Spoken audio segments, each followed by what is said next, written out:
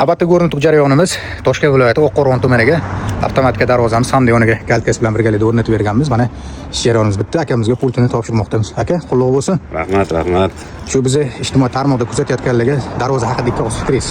Alhamdulillah, elektr darvozachini internet tarmoqlarida kuzatdik. Bir oy davomida o'rgandik, o'rganishlarini boshqa joyda qo'yganlarni ko'rdik.